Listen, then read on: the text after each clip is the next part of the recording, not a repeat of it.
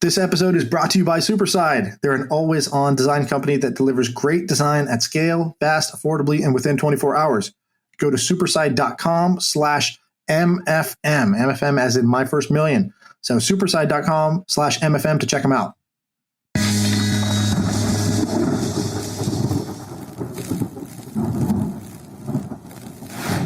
What's up, guys? Sean here. Sam is driving for some Memorial Day weekend thing. So it's just me flying solo today, but got some good stuff to talk about. First, it's been almost exactly a year since I had this idea for the podcast. So I'm looking at my messages right now to Sam. So 5/13/2019. So this is May 13th, a year ago.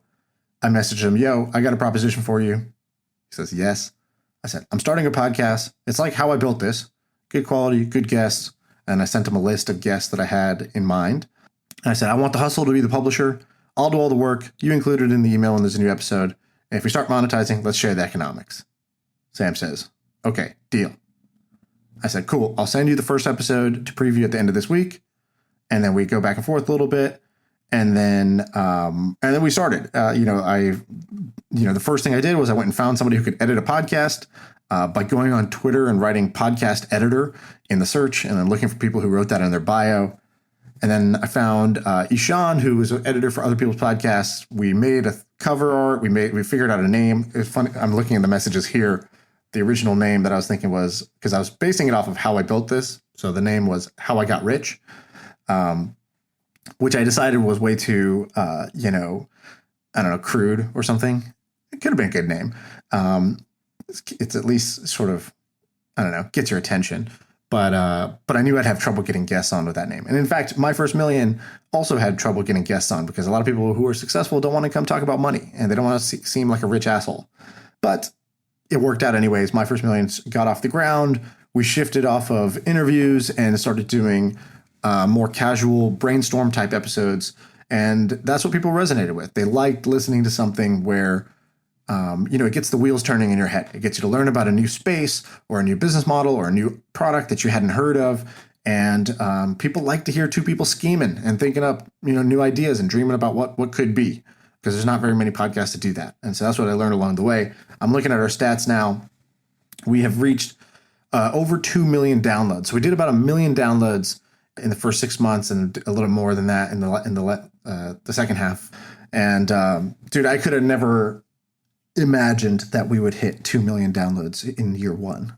That's kind of amazing.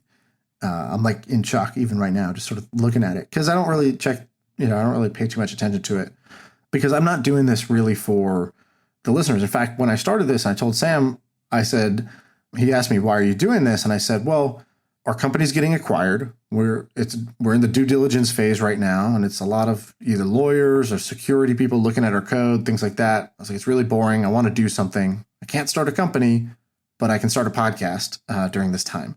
And so I had the itch to start something, and this was my something.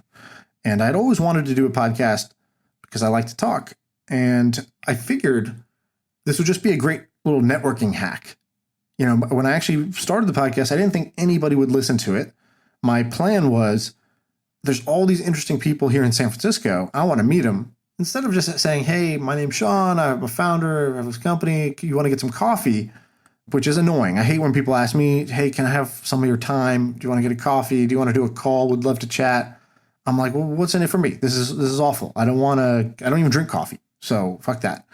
But if somebody invites me on a podcast or invites me to speak at a conference, I'm like, okay, cool. Tell me more. And I usually say yes. And it's weird because it doesn't even matter how many people are listening to the podcast, or it could be an event that has 100 people, but still it feels good to sort of be on stage. And I knew that other people like that too. So my goal was, this is a great way to meet interesting people and have an excuse to connect with them. And I thought, nobody will listen to this except for my mom, but I'll build a cool network of people through the podcast. That was my evil plan. And then I got greedy once it started growing. And now I kicked off all the guests, and now it's just me and Sam talking. But yeah, my perspective changed. I think that's a good lesson too in general. So I had one decisive reason to do it, which was this would be a great way to meet other cool people. I got that out of it. I did, 30 episodes with different guests who had built awesome companies. And then, I discovered a different opportunity as I was doing it, which was, hey, a lot of people are actually listening to this. Okay, instead of making this about meeting the guests, what if I made this about giving the audience content that they like, and being somebody that they listen to on a regular basis? And I've, sort of pivoted from there. But anyways, it's been amazing. 1 year since having the idea.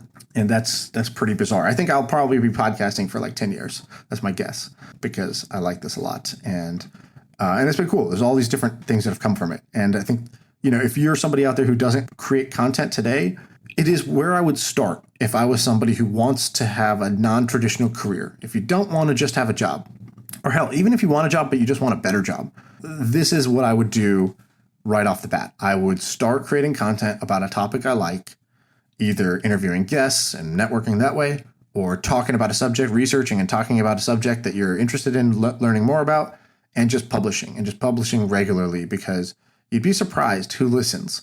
Pretty badass people listen to this podcast, and then they reach out, and then opportunities come my way, or investments come my way, or whatever. It builds trust in people. And the beauty of it is that it's low effort, right? I record once for 1 hour, but each episode gets listened to for thousands and thousands of hours by other people. So, my 1 hour yields tens of thousands, hundreds of thousands of listened hours. And that's amazing leverage, right? I'm getting a multiplier of, let's call it 100,000 to 1 on my effort and time, which is kind of amazing. That's why I would produce content. And it also forces you to think about content as a product, right? So you got to make content that people want. You got to figure out how to distribute it to them. You got to figure out how to monetize it. So it's a great little mini business in and of itself without any cost, really. You just got to, buy a microphone. That's kind of the extent of it. It's not much more beyond that. Anyways, I wanted to, because I'm flying solo today, I wanted to actually look back and look at some of the different ideas that we've brainstormed. And I want to give you my top 10 half-baked business ideas that we've talked about on the podcast. So as we've been riffing and brainstorming and just kind of shooting the shit, these are my 10 favorite ideas that we've talked about on the podcast. I don't know if they're the best 10 ideas. They're my favorites, which means I find them interesting, either because I think they would work, or I think there's a nugget of something interesting there. And if somebody really kind of remixed it or riffed on it or sort of built it up, fleshed it out, they could build a great business around it. So I'll give you my top 10, and this will be kind of a recap episode. We'll keep it short. All right. So number 1, or I'll actually start with number 10. Number 10, first dibs. Okay, what's first dibs? Okay, so this is when we were looking at auction houses. We were breaking down, I think, Heritage Auctions, which did $850 million last year in auctions, which just shocked me, right? People selling collectible coins, movie posters, comic books. I had no idea collectibles and auctions are as popular as they were. I knew they were a thing, but I didn't realize how much money was really flowing through that system. And so anytime I observe something that surprises me, I want to know more, and I see that as an opportunity. I used to see something odd and be like, that's weird, move in the other direction. And now when I see something that I'm like, that's weird, tell me everything there is to know about this. And I'll give you an example. I remember when I was in college, this guy who lived on our hall, Tawfiq, probably the strangest guy I've ever met. I walked into his room, his dorm room, and he was looking at his computer, and he was looked like he was playing a video game. And I was like, oh, what are you playing? And he turned and he looked at me, and the game kept going. Like his character kept moving. And I was like, wait, you're not even touching the mouse. How's this happening? He's like, oh, I'm not playing. I'm watching. I was like, you're watching a video game? This is, back in 2006, 2007, something like that. And he's like, yeah, this is a replay of a StarCraft, tournament that happened yesterday. I was like, what? I was like, you watch other people play video games? And he's like, yeah, it's great. I'm like, and it wasn't even live. It was a recording of a Korean match that some guy had commentated over, recorded, and posted on the internet. And he was catching up. The first thing in the morning, he woke up and he was watching this. And I was like, this is so weird. You're so weird, dude. I moved on with my life. Now, fast forward, 10, 15 years later, I sell my company to Twitch, which is the largest live game streaming, a place to go watch other people play video games. Who knew? But he knew, and he knew it was awesome. And if at that time I had been like, whoa, this is interesting. Why do you do this? I could have learned a lot more. I could have started Twitch had I really sniffed out that opportunity. And instead, now I work at Twitch, and, they've created a multi-billion-dollar company out of it. So that's kind of a learning for me. Anyways, back to first dibs. So as I was looking at these auction houses, of course you have eBay, which is the auction site for everything. But then I saw all these niche ones. There's Goat for sneakers, for sneakerheads. Bring a Trailer is an auction site for vintage cars. And it seems like, on the surface that there's every niche is covered. There's an auction site for everything. So what do you do when there's no inventory left? There's nothing else there's no niche left. You got to make a new niche. You got to make new inventory that doesn't even exist yet. So the idea for 1stDibs is it's an auction house for things that don't exist yet. Now, what does that mean? You would partner with musicians, artists, movie studios, athletes, and you would auction off their first whatever. These are the first 100 of this new line of LeBron sneakers that are coming out. So it's the same sneaker that's going to go for sale, but auctioning off the first 100 to be made, the first 100 Tesla Model 3s, the first 100 T-shirts, the first 100 of copies of this album from your favorite musician. I think people would pay a premium, maybe even a super premium, for getting first dibs from the creators that they love: musicians, athletes, artists, movie studios, etc. And it's like a cool kids version of Kickstarter, right? If you're a famous musician, you're not going to do a Kickstarter. It's sort of beneath you. But this is like a cool version of doing the same thing. You're going to say, hey, we're going to make an album. If you want to have one of the first 100 copies, or you want to be the first 1,000 people to listen to the single, you can pay me right now, $500 piece to get that. And you would end up raising, potentially $500,000 up front to fund your project just through selling 1stDibs to your superfans. All right, that's that idea. Number 9, drone light shows. So fireworks, big industry, but there's all kinds of problems: sound pollution, air pollution, danger. So this is a new way of doing fireworks. You do it with a fleet of drones that are all synchronized and all have lights on top of them. So you've probably seen this. Intel is doing a bunch of these demos for New Year. Some people do this. But I think there's an opportunity to do this at a franchise level in local markets. So fireworks, pretty big business, $2 billion a year, last year. I think you can do that with drones. I think you can basically say, hey, pay $1,000. You're going to have a drone light show at your corporate retreat, at your birthday party, at your city's, festival, or whatever it is. And so it's a business in a box. And if somebody was to create a drone light show franchise, I bet you could have franchisees in 100 cities in the next 2 years if you made it easy for them to push a button and have their own drone light show business. All right, where are we at? 8. Just talking. All right, this is one of my favorite ideas. I was talking to my uncle who is divorced. He's 60 years old. And he's lonely, and he's not lonely in a depressed way, but that's just the reality of the situation. How would you feel if you were 60 years old and you were divorced and your kids have grown up and they moved out of the house? And a lot of people tell him, you should get out there, you should go and do online dating. But, that's normal for millennials. But for somebody like my uncle, that's kind of intimidating. He doesn't necessarily want to go put himself out there, and he doesn't even necessarily want to, start dating and remarry somebody. That's not his goal. And so I think you can create something that is just talking. It's a way for people to connect. It's a way for sort of single people to connect, but not for dating. And so it gives, the baby boomer generation a way to go online and just chat in a safe place. It's sort of like, you've seen all these Netflix shows, Love is Blind or The Circle. And I think they're tapping into something, which is that you could form a pretty strong bond with somebody just by talking. And I think you could build a subscription business around giving seniors and baby boomers a place where they can go push a button and have somebody to talk to. All right, this episode is brought to you by Superside. All right, so here's the deal. I'm incredibly impatient, like horribly, horribly impatient. And if I get an idea at midnight, by 8 a.m. the next day, I want it done. But that's really hard because if something needs to be designed, where am I going to find a designer at midnight to try to make this thing, bring it to life? So I don't think I'm alone. Other startups, even huge companies, need design help fast. And they just don't have the internal resources or expertise to get it done. So how do you get reliable design done without dealing with expensive agencies and lots of freelancers? You use Superside. That's our sponsor for this week. Just go to superside.com/MFM and tell them what you want. They have a team of designers that can get it done fast. They are 20 times faster than hiring a designer and 50% more affordable than a traditional agency. So if you need high quality design done fast, try Superside. Lots of fast-growing teams that are stretched are using them already. Check them out, superside.com/MFM. I've used them before. I love them. Check it out. All right. Number 7 is YC for content. Okay, so first you got to know what YC is. YC is Y Combinator. It's the sort of best startup accelerator that's ever been built. They incubated, or not incubated really, but they accelerated companies like Airbnb, Dropbox, et cetera, a bunch of billion-dollar companies. So they're super successful. And what they did was they said, hey, we can take two people with an idea and we can, in 3 months, give them a clear focus, which says, hey, at the end of these 3 months, you're going to be on stage in front of a group of investors who want to invest in you. And you got to have a great product and you got to have traction. You got to have something to show for yourself, something you've done in these 3 months that will give them the confidence to invest in your company. And through office hours and whatnot, they made that happen. And so they helped create a whole bunch more startups that otherwise wouldn't have been created. They helped get them funded. So I believe we're in the biggest boom ever for content.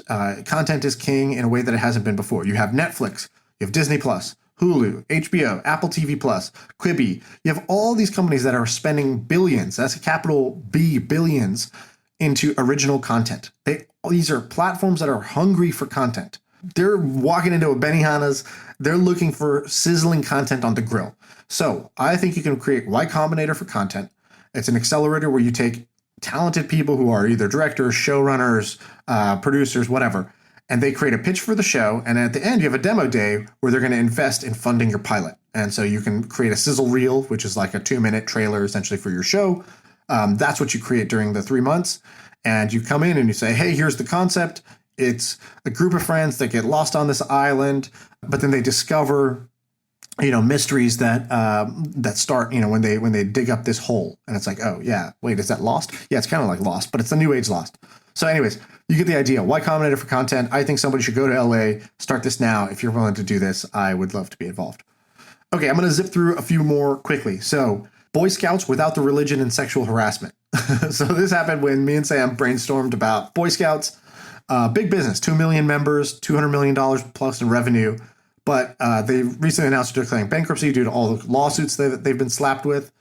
So I think that the fundamental need here is still going to get solved. People want to have a sort of rite of passage style program where you learn life and nature skills.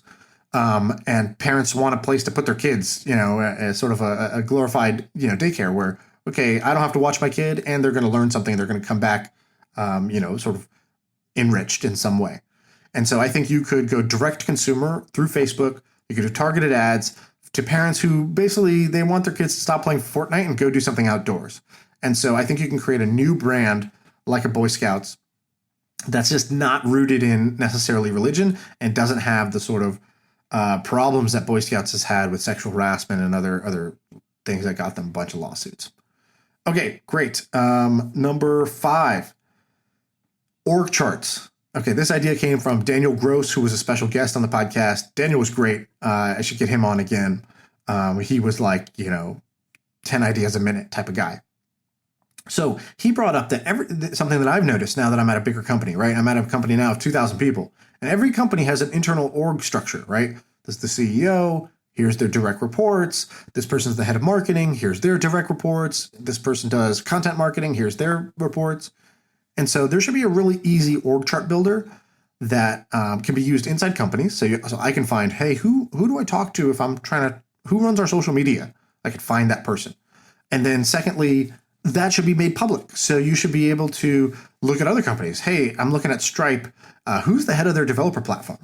And you could crowdsource all the content by pinging employees with automated emails that basically says, hey, we think you're the head of this. Is that the right thing? And you can get people to fill it in sort of Wikipedia style. And so I think you could use this, and this could either be a free service that, eventually pivots into more of a LinkedIn type of thing, or it could be a SaaS tool for companies so that they can have this. There's actually a startup that came out of Stealth that is doing this after we talked about it. Clearly stole our idea. It's called The Org. They raised $8 million from Sequoia and Founders Fund, and it looks like they're doing exactly this. All right, number 4, Hemingway for email. Okay. I believe that now more than ever, as companies are going remote, writing is an incredibly important skill. You need to be able to communicate through email, through Slack, writing memos and Google Docs so that other people can understand your thinking and your plans. The problem is most people suck at writing, and a lot of people are self-conscious about it, which is why a company like Grammarly can be at $100 million in revenue just doing spell check, grammar check type of things. Hemingway is a cool little app that I discovered many years ago, which is it analyzes your writing and it helps you make it more punchy. It tells you, hey, this paragraph's too wordy, or hey, why are you using this complicated word? There's a simpler one you could use. And so I think somebody could build a Hemingway-like tool for business and help you write better business emails. I'm very, very interested in this. I talked to the Hemingway guys and said, hey, I'd like to buy your business because I want to do something like this. So if somebody wants to build this, I'd love to help make that happen. All right, number 3, TRT subscription. All right, so Sam has been taking TRT or testosterone replacement therapy for a while. So the average testosterone in a male decreases by 40% over the last century. That's the sort of, I don't know how they're measuring that because I don't think in 100 years they were measuring testosterone, but whatever, that's a stat. It's decreased over time. And when you have less testosterone, you feel more depressed, you feel weaker, you have increased chances of heart attack, blood pressure problems, et cetera, et cetera. In normal sports, you can't take testosterone because it sort of gives you an unfair advantage. But in real life, there's no commission that's drug testing you to say, hey, are you taking testosterone, which helps you, maintain your muscularity and feel, sort of greater levels of energy and whatnot. I know Joe Rogan sort of popularized this. He takes testosterone and some other things. And so here's the idea, 6 letters, D2C TRT. You can make $100 million off those 6 letters. And so you a direct to consumer testosterone replacement therapy solution. It's a repeat, recurring business every month. I think it's very high margin, high retention, and potentially a big market. So I like that idea a lot. I think that could be very lucrative. Number 2, this one's Clout Kitchens. So this came from Stu. Stu was a guest on the podcast, and he said, look, food delivery is booming. Grubhub, Postmates, Uber Eats, they have millions of users who open the app every day and they're trying to figure out what to eat. And so now the restaurants that are on there are just right now your local restaurants. But what they should be is, there should be more diversity. There should be more special restaurants that they get you to click when you open up Postmates or Uber Eats. So cloud kitchens are on the rise, which is basically it's a central kitchen. There is no storefront. There is no in-house dining. These are kitchens designed to produce food that gets delivered through these apps. So Uber's founder, Travis Kalanick, he's raised, I don't know, hundreds of millions of dollars to fund his company Cloud Kitchens, where he's buying real estate in cities, turning them into cloud kitchens. So this one, it's Clout, spelled with a T at the end, Clout Kitchens, because it's going after influencers. So you go and you get big names in the same way that like Gordon Ramsay, Bobby Flay, Wolfgang Puck, Jimmy Buffett, they've opened up their own branded restaurant chains.